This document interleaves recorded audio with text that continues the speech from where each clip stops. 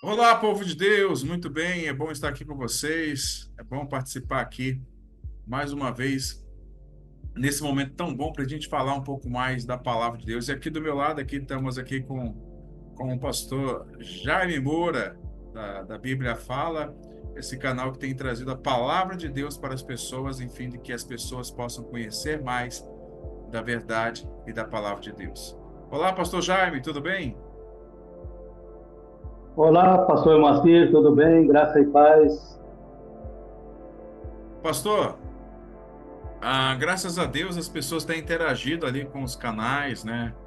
E aí eu quero já, de antemão, agradecer as pessoas que têm aí interagido, estão se inscrevendo ali no canal. Que Deus abençoe a vida dessas pessoas. E nós vamos estar falando hoje um pouco mais da escatologia. Mas, pastor, primeiramente, vamos começar já nessa questão. Para um cristão recém-convertido ou leigo, o que significa escatologia? O que seria escatologia? Bom, a escatologia é o estudo das últimas coisas, né? Dos últimos acontecimentos. Eu poderia até dizer que a escatologia é um painel dos acontecimentos, do passado, do presente e do futuro. E qual que seria a importância, né, que você poderia dar? Porque às vezes as pessoas não dão muita importância a isso. Falam, eu quero saber do agora. A importância das pessoas conhecerem mais sobre a escatologia, sobre os tempos vindouros, sobre o fim. O que você poderia dizer sobre a importância disso? Então, a escatologia ela é de suma importância porque, em primeiro lugar, cerca de 40% das escrituras, da palavra de Deus, fala sobre escatologia. E aí, lá em 2 Pedro 1,19, vai dizer assim que toda palavra, toda profecia, ela é inspirada por Deus, né? Não é as profecias, a escatologia, ela não é do homem, a escatologia ela é de Deus. A escatologia Deus deixou para que nós possamos entender aquilo que vai acontecer no futuro. Porque o próprio apóstolo Paulo, ele fala em uma das suas cartas, que estas coisas, qual coisas que ele fala? Esses acontecimentos, esses eventos que estão no futuro, ele não pode pegar o povo de Deus como um laço. Ele não pode laçar o povo de Deus, deixar que o inimigo venha e lace o povo como um laço. Então, a escatologia ela é como uma luz, né? Como diz lá em Pedro, como uma luz que ilumina em lugar escuro. Então, ela é como um farol que abre um clarão para a gente ir entendendo aquilo que vai acontecer exatamente nos últimos dias. Eu vi uma vez acho que um exemplo também muito bem claro sobre isso é que a pessoa que vai plantar, ela precisa saber em qual estação ela está, né? E além disso, se quando ela plantar, se vai chover ou não, então ela precisa ter um conhecimento dos dias posteriores para frente para saber se a semente dela vai ter aquilo que é necessário para frutificar, né? Então, pode falar. Pastor, exatamente, exatamente. Imagina só se a gente não tivesse a revelação, por exemplo, do anticristo, se a gente não tivesse a revelação que nós não vamos, vai chegar uma época que a gente não vai poder comprar e não vai vender, se a gente não tivesse a revelação, por exemplo, da marca da besta, que as pessoas vão ser marcadas, né? Então, todas essas revelações, imagina só se a gente não tivesse, né? A gente ia ser levado para deixar ser marcado pela marca da besta, a gente não ia ter noção dessa marca que o anticristo vai marcar as pessoas. Então, são muitos acontecimentos, muitos eventos que Deus revelou de antemão. E como que Deus revelou? Deus revelou através da escatologia, através das profecias que nos dá esse norte do que vai acontecer, do que já aconteceu, né? Do que está acontecendo no presente e daquilo que vai acontecer no futuro. A Bíblia fala, pastor, que ela demonstra, na verdade, aonde o nosso Messias ia surgir, aonde ia nascer e tudo mais. A gente tem até a história da estrela que guiou os magos e tudo mais, né? Então, a Bíblia revela Exato. aonde Jesus Cristo ia vir. E nós sabemos que Satanás ele gosta de imitar, né? E aí, nós temos também a localização da onde o anticristo vai surgir, de onde é que ele vem? Sim, pastor, a Bíblia dá, a Bíblia dá até o endereço do anticristo. Agora aí, pastor, é preciso um estudo mais minucioso um pouquinho. Por quê? Porque lá na 70 semana de Daniel, e é uma profecia relacionada exclusivamente ao povo judeu, porque Deus disse para Daniel, 70 semanas está determinado para o teu povo.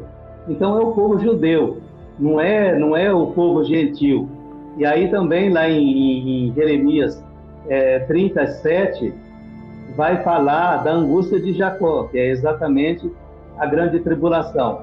Mas aí, lá em Daniel capítulo 9, no versículo 26, a Bíblia vai dizer assim que o príncipe de um povo que há de vir destruirá o santuário e a cidade. Qual era o santuário? O santuário era o templo de Jerusalém. A cidade era exatamente a cidade de Jerusalém. Então, no ano 70, o general Tito, com o seu exército, ele invadiu Jerusalém e destruiu Jerusalém. Então, a maioria das pessoas fica pensando que Roma, né, que o general Tito era de Roma, fica pensando que o anticristo vai emergir de Roma, ou da Comunidade Econômica Europeia, ou que o anticristo vai ser um europeu. Por quê? Porque a Bíblia fala que o povo de um príncipe que há de vir vai destruir o santuário e a cidade. E isso aconteceu no ano 70. Então, isso dá uma noção que, se a gente não analisar, se a gente não estudar a Bíblia com muita atenção, vai nos dar uma noção que realmente o anticristo ele emerge da Comunidade Econômica Europeia, né? Ou que ele seria um europeu. Até se fala muito do Macron, né? Fala muito aí no genro do ex-presidente Donald Trump, e um dos dois seria o candidato mais forte a ser o anticristo, mas não tem nada disso, pastor. O anticristo, ele vem da sua cidade de origem, ele vem de Nínive. O anticristo, ele é um descendente de Nimrod, ele é descendente de Nimrod. As pessoas pensam também que ele seria descendente de Ismael, seria ismaelita. Não, ele não vai ser ismaelita. Deus não iria permitir que dos lombos de Abraão o anticristo viesse dos lombos de Abraão. De Abraão surgiram 3 religiões: o judaísmo, o islamismo e o cristianismo. Então, o anticristo não será descendente de Abraão, dos ismaelitas. O anticristo ele vai ser descendente de Nimrod. Acontece que esses 3 povos eles se misturaram ao longo do tempo, né? Os descendentes de Nimrod, os descendentes de Esaú e os descendentes de Ismael, eles se misturaram e hoje eles compõem um povo que se chama árabe. A palavra árabe, ela quer dizer mistura. Então eles estão misturados entre esses 3 povos. Mas o anticristo, ele é descendente de Nimrod, e a Bíblia dá até o endereço dele. Lá em Naum, no capítulo 1, no versículo 11, a Bíblia diz assim: de Nínive virá aquele que maquina mal contra o Senhor. Então vai ser de Nínive que ele vem. Quem que maquina mal contra o Senhor? É o anticristo, e a Bíblia fala que ele vem de Nínive. E aí o apóstolo Paulo fala: e esse cuja vinda é segundo a eficácia de Satanás. Ele vai ser o homem do pecado, ele vai ser contra tudo que se chama Deus ou se adora. É o que maquina mal contra o Senhor. Está lá em Naum 1, versículo 11. É de Nínive que vai surgir o anticristo. Mais precisamente da cidade de Mossul, né? Os antigos medos, existia lá no passado os Médios e os Persas, né? Foi o segundo império que destruiu Babilônia, que tomou o império de Babilônia, os Médios e os Persas. Mas é os Medos hoje que habitam naquela região ali, na região de Mossul, ali em Nínive. Amém, pastor. O senhor também comentou, a gente acabamos falando aí bem no começo, assim, só de lance saiu aquela palavra assim, a marca da besta. Pastor, vamos lá. O que seria 66? É um número literal? É um número simbólico? O que seria 666? Não, é um número literal, é um número de homem, né? É o número do homem. Deus fez o mundo em 6 dias, né? O homem foi criado no sexto dia. Então, ele é um número de homem mesmo. Agora, o 666, pastor, ele é meia para o anticristo, meia para o falso profeta e meia para Satanás. É assim que eu entendo. E, pastor, a Bíblia vai falar em Apocalipse, né, sobre uma ferida mortal da besta. O anticristo vai morrer? O anticristo vai morrer, mas não pelo homem, né? Porque a Bíblia é muito clara, a partir do livro de Gênesis lá, Deus já deixa claro que o descendente da mulher ia esmagar a cabeça do filho da serpente. Esmagar. Então, se você tem a sua cabeça esmagada, não tem como você sobreviver. E o diabo sabe disso, né? Tanto é que ele saiu furioso. Lá em Apocalipse 12 vai falar que ele saiu com grande ira, né? Sabendo que pouco tempo lhe resta. Então, o anticristo, realmente, ele vai ser destruído, né? Ele vai ser destruído, mas não pelo homem, ou por um exército, ou por Israel, ou por outra nação. Não. Ele vai ser destruído pelo Filho de Deus. Porque a Bíblia fala que ele vai ser destruído pelo sopro da boca de Jesus Cristo. Aquela questão lá, né, de fez a ferida, de que ele sobreviveu, eu acredito que vai ser naquele combate ali de Daniel 7:7, quando ele desaloja 3 reis para ele emergir. Então é por isso que as pessoas confundem, que quando nós olhamos para a palavra de Deus, os 4 grandes reinos que haveria de emergir, os últimos 4 grandes reinos humanos que haveria de emergir, simbolizado pela estátua do sonho de Nabucodonosor, de Daniel capítulo 2, nós vamos ver que no final da estátua, a estátua ela era a figura de um homem. E o que nós temos na última parte do nosso corpo? Nós temos 10 dedos, 5 dedos em cada pé. E esses são os últimos 10 reinos que a Bíblia fala que haveria de emergir sobre a face da terra nos últimos dias. Bem, nós compreendemos já. É por isso que eu falo que a escatologia ela é muito importante para a gente entender os acontecimentos do futuro. É um painel do futuro. Então, nós entendemos que os últimos 10 reinos que estão emergindo ainda, ele começou em 1992. Inclusive, eu tenho uma revista Veja que traz uma reportagem muito grande sobre o ressurgimento do Império Romano, né, que é esses 10 últimos reinos que nós estamos vendo aí, que hoje tem o nome de Comunidade Econômica Europeia. É dali que o anticristo vai emergir. Daniel 7:7, nós encontramos lá a Bíblia falando da ponta pequena, né, que emerge no meio dos 10 reinos. Quer dizer, ele é uma pessoa insignificante, por isso que fala uma ponta pequena, uma pessoa insignificante no meio dos 10 reis, que já existe, que já preparou o império para ele. Veja bem, está aqui em Daniel 7, eu estou com fone de ouvido aqui, estou com um pouquinho de dificuldade para colocar o óculos, e sem óculos eu acabo não lendo.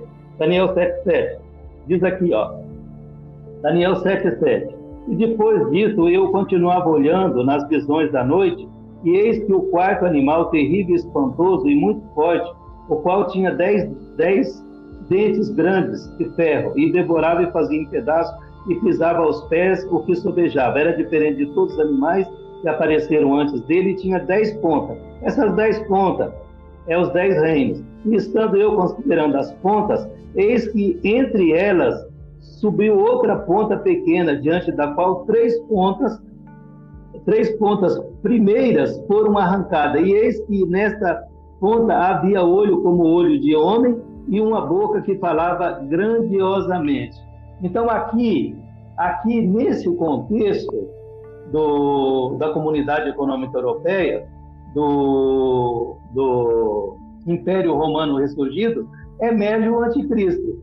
E é por isso que as pessoas falam, ele é europeu, né? Ele é europeu. Possivelmente pode ser o Macron, ou já falaram do Macron, vários nomes, né? Já foram citados, como Macron, como Obama, como o genro do Donald Trump, como Saddam Hussein, devido à sua perversidade, né? Então, vários nomes já foram, as pessoas já pensaram se fosse o anticristo. Não, mas o anticristo ele emerge no final dos tempos, no meio da Comunidade Econômica Europeia.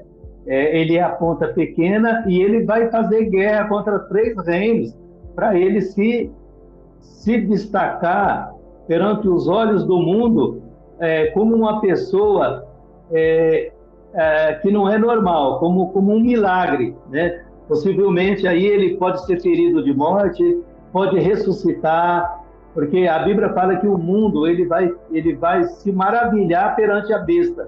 E o mundo vai ficar encantado com o anticristo. A Bíblia fala que ele vai fazer descer até fogo do céu. Então, imagina só o que está vindo pela frente aí com o surgimento do anticristo. Pastor, o senhor acabou de citar uma coisa aqui que é sobrenatural, né? Fogo do céu. Qual que são os poderes que o anticristo terá? É poder limitado? Como que funciona isso? Não. Ele terá amplos poderes do seu pai, que é Satanás. Porque, pastor, muita gente fala que o anticristo é um sistema, né? Muitos pregadores, não, o anticristo é um sistema. Se a gente pegar a origem do anticristo, por isso que a escatologia, voltando na sua pergunta no início da live, é muito importante a escatologia, porque quem primeiro revelou a figura do anticristo foi exatamente Deus. Quando Deus fala dos 2 descendentes ali, o descendente da mulher e o descendente da serpente. Então, o anticristo, ele é descendente da serpente, ele é o filho do diabo, porque a serpente, na realidade ali, era figurativa. Mas lá em Apocalipse 20, vai falar que o dragão, que é o diabo, ele é a antiga serpente do Jardim do Éden. Então, ele vai receber amplos poderes do seu pai. O anticristo, ele terá amplos poderes do diabo, né? Amplos poderes. Por que ele terá amplos poderes? Ele não vai ter poder limitado, ele vai dominar o mundo, pastor. Essa semana passada mesmo eu estava ouvindo um pregador e ele dizendo assim que o anticristo não vai dominar o mundo, e não vai chegar em todos os lugares. Ele terá uma região restrita, ele vai dominar sobre um determinado território. Não, o anticristo ele vai dominar o mundo. Por quê? Ele não vai dominar o mundo através de armas, de uma guerra. Não, ele vai dominar o mundo através da argumentação. A Bíblia fala que ele vai ser diferenciado na fala, ele vai falar grandiosamente, ele vai convencer as pessoas através da sua fala, através da argumentação, do seu argumento, das propostas que ele está trazendo para governar o mundo, das propostas que ele está trazendo para trazer uma nova configuração para a humanidade, na área política, na área comercial e na área espiritual. Ele vai vir aí com essas propostas e vai encantar a humanidade através da argumentação da fala. Ele vai ser muito bom de fala, ele vai convencer as pessoas. Ele não vai precisar pegar arma nenhuma para dominar o mundo, ele é para dominar somente uma região geográfica, não. Ele vai dominar o mundo inteiro, porque a Bíblia fala que ele vai fazer com que todos, grande, pequeno, livre, escravos, não vai poder comprar e nem vender, senão aquele que tem a marca da besta. Então, o checkmate do anticristo vai ser exatamente no comprar e não vender, porque todos nós dependemos de comprar e nós dependemos de vender. Isso acontece conosco dentro da nossa casa e acontece com as nações também, porque as nações, ela tem o seu balanço comercial, ela depende de comprar e depende de vender, ela depende de controlar o seu PIB, né? O PIB que oscila quando você compra mais, quando você vende mais, né? Então, aí ou vai a balança comercial ou vai para cima ou vai para baixo. Ela depende, é como na nossa casa, né? Se nós gastamos mais do que aquilo que nós ganhamos, a gente vai entrar no vermelho. Então, é a mesma coisa as nações também. E veja bem a importância disso. Ele vai dominar nessa área de não comprar e não vender. É aí que ele vai dominar. É por isso que o domínio dele vai ser global, vai ser mundial. E ele vai ter amplos poderes de Satanás, né? A Bíblia fala em Apocalipse capítulo 13 que Satanás vai quer ver? Vamos ler aqui, Apocalipse capítulo 13. Satanás vai passar o trono de Satanás para o seu filho, o anticristo. Quer ver? Vamos ler aqui, Apocalipse capítulo 13. E pus-me sobre a areia do mar e vi subir do mar uma besta que tinha 7 cabeças e 10 chifres. Aqui volta os 10 reinos novamente. O mar aqui significa povos, né? E tinha 10 chifres, 10 diademas. Diadema é poder. E sobre a sua cabeça um nome de blasfêmia. Por quê? Porque ele vai falar mal dos que habitam na terra e dos que habitam no céu. A besta que vi era semelhante ao leopardo e tinha seus pés como urso e sua boca como um leão. E o dragão lhe deu o seu poder e o seu trono em grande poderio. Então, ele não vai ter poder limitado, não. Ele vai ter amplos poderes, porque a Bíblia fala que o dragão lhe deu poder e lhe deu poderio. Então, ele vai ter amplos poderes. Quando nós olhamos para a palavra de Deus, se nós voltarmos lá para o livro de Lucas, no capítulo 4, a partir do versículo 1, nós vamos ver que o diabo mostrou todos os reinos para Jesus, todos os reinos desse mundo. E ele falou para Jesus assim: olha, tudo isso aí é meu. Se você me adorar, se você se prostrar e me adorar, eu posso te dar, porque tudo isso daí me foi dado e eu dou para quem eu quiser. Veja bem, ele falou: eu dou para quem eu quiser. Na realidade, não foi dado, foi usurpado, né? Quando ele venceu Adão e Eva, ele conseguiu colocar o pecado no coração de Adão e Eva, então ele usurpou esses reinos. E realmente, pastor, ele domina esses reinos até hoje, porque Jesus não questionou quando ele mostrou os reinos e ele falou que era dele. Jesus falou que aí vem o príncipe desse mundo e eu nada tenho a ver com ele. Então, realmente, ele é o príncipe desse mundo. E o apóstolo Paulo fala também em 2 Coríntios 4, versículo 4, que ele é o Deus desse século. Ele é o Deus desse século. Então, ele exerce um poder aqui. Qual o poder que ele exerce? Ele exerce o poder político, ele exerce o poder econômico e ele exerce o poder espiritual também. Ele só não exerce o poder espiritual com a igreja. Mas no mundo, a maioria da humanidade hoje serve Satanás. Veja bem, a Bíblia fala lá em Apocalipse, capítulo 13, versículo 8, que o mundo adorá-lo-ão. Quando eu li esse texto pela primeira vez, isso me trouxe uma preocupação muito grande. Eu falei: puxa vida, mas o mundo todo adorá-lo-ão e os filhos de Deus, como que fica? Mas só que aí a Bíblia nos dá uma resposta. Sempre a Bíblia responde a própria Bíblia. A Bíblia fala que vai adorar o anticristo aqueles que não estão com o nome no livro da vida. Então, todos adorá-lo-ão, cujo nome não estão escrito no livro da vida. Então é só o mundo que vai se maravilhar com o anticristo, que vai adorar o anticristo, porque nós não podemos cair nesse laço, nós não podemos cair nessa armadilha, que nós temos a revelação da palavra de Deus diante dos nossos olhos. Então, qual o poder? Mas aí as pessoas perguntam, mas pastor, aonde está o trono de Satanás? Qual o trono que Satanás vai dar para o anticristo? Bom, aí, por isso que eu falo, pastor, que a escatologia é de suma importância e nós temos que recorrer à Bíblia, porque a Bíblia fala assim que é um pouquinho aqui e um pouquinho ali. No livro de Apocalipse, no capítulo 2, a Bíblia vai trazer a descrição das 7 eras da igreja. Então, a Bíblia fala que o trono de Satanás, ele está na igreja de Pérgamo. Deixa eu recorrer à Bíblia aqui. Vê aqui, pastor. Apocalipse 2. Tiatira, Efésio, Esmirna, Pérgamo. Está em Apocalipse, capítulo 2, versículo 12.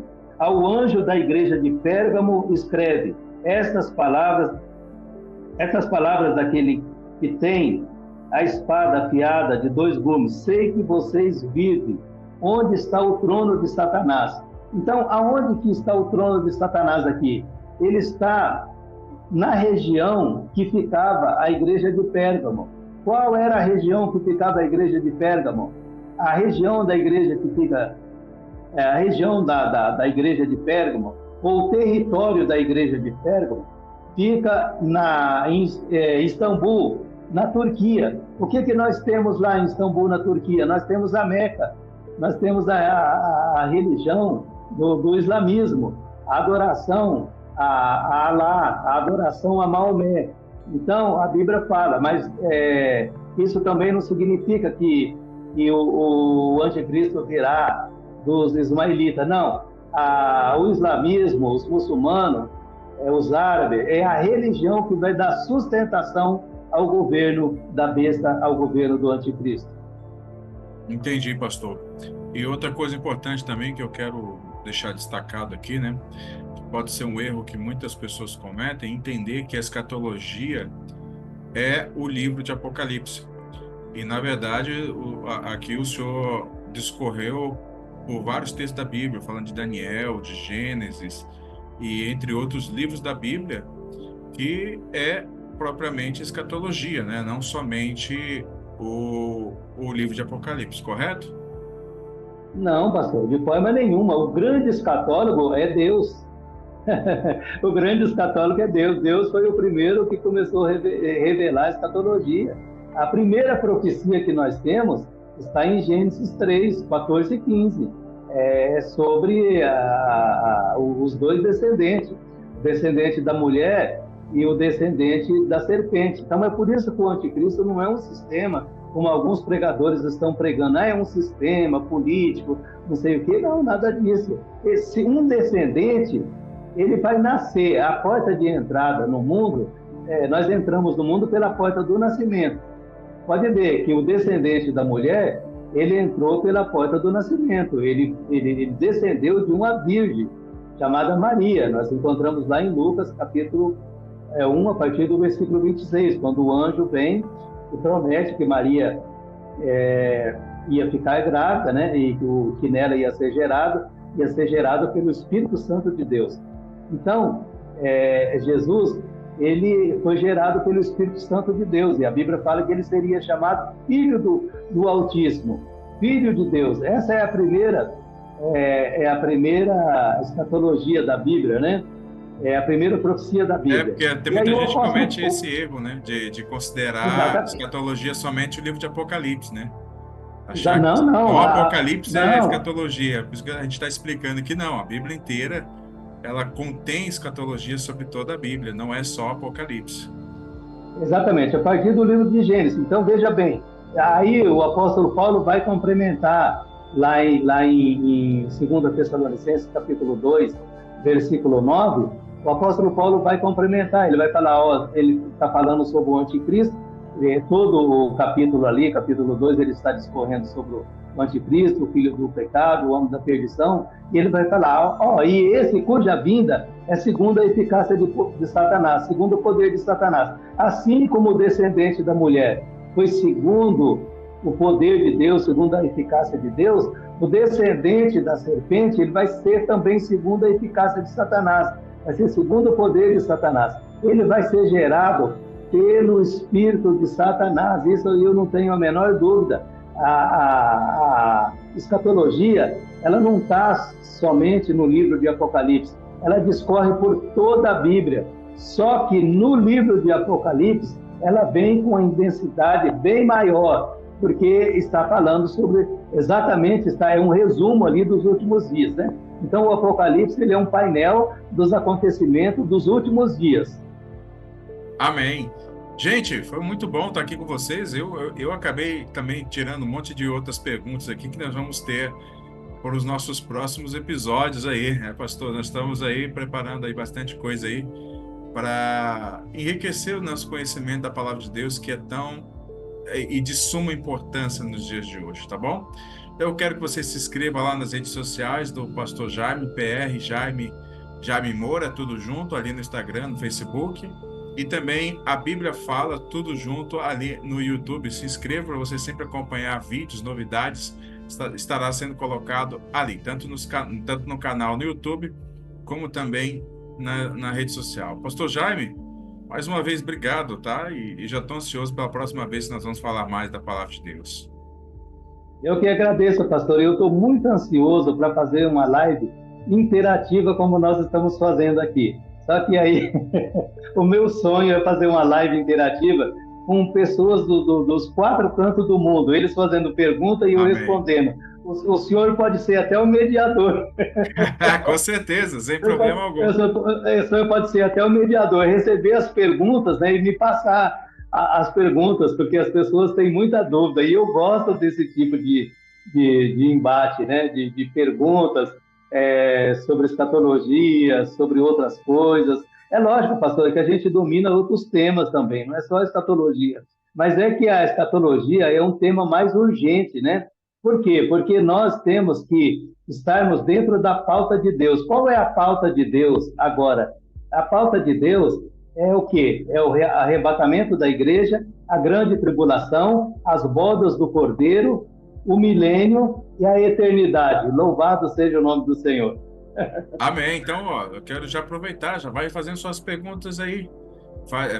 Você que está assistindo aí a gente, escreve aqui nos comentários quais são as suas dúvidas que você já tem, já possui, né? E também você pode ir no Instagram do pastor também lá e fazer as perguntas lá, tirar todas as suas dúvidas, tá? Gente, obrigado, povo de Deus, todas as pessoas que estão aí nos acompanhando. Sempre continue acompanhando aqui esse canal. Que Deus abençoe a sua vida. Um grande abraço. Pastor, considerações finais. Então, eu quero agradecer, em primeiro lugar, a Deus, né? Por ter me escolhido e tem me dado revelação sobre a palavra dele, e quero agradecer todas as pessoas que estão acompanhando a gente, que está ouvindo a gente, que está se inscrevendo lá no canal. Nosso canal, para a glória de Deus, teve um crescimento significativo, está crescendo, né? E eu acredito que esse canal, ele nasceu, foi um desejo que nasceu no meu coração. Eu nem tinha esse projeto, esse plano, ele nasceu assim muito rapidamente. Deus me incitou para isso, né? E então esse canal é para que as pessoas possam ser abençoadas. Eu quero agradecer a todos aqueles que estão entrando lá, estão se inscrevendo, estão curtindo. Eu gostaria de pedir que as pessoas curtissem, né? Dessem o seu like, se inscrevessem no canal e compartilhassem, porque isso é muito importante. O like também é muito importante, porque o YouTube vai entender que o conteúdo é de relevância e automaticamente vai passar para mais pessoas. Que Deus possa te abençoar, você, sua casa, sua família, em nome de Jesus. Tchau.